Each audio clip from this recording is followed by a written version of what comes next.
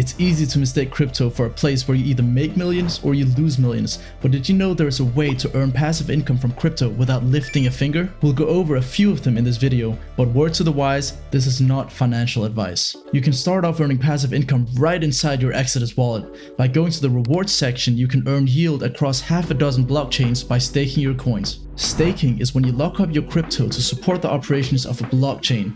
Liquid staking allows you to keep your coins while you still earn the benefits from staking. Check out Lido Finance on Ethereum or Marinade Finance on Solana. Both of them support the Exodus Web3 wallet, so you can stake your coins and still have access to your funds. To make things even better, you can take these funds and provide liquidity to a pool on a DEX.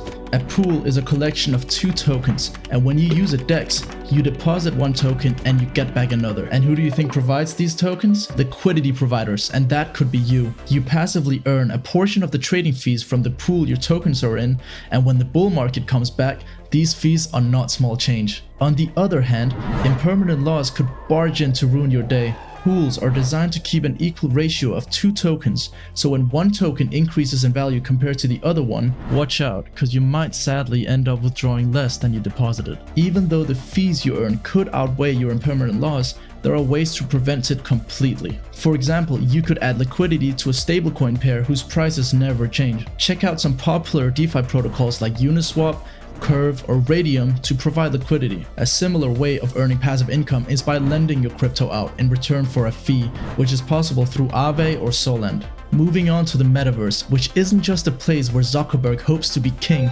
but also a place full of passive income opportunities. You could create NFTs on the sandbox and sell it on its marketplace to people who are building games with them.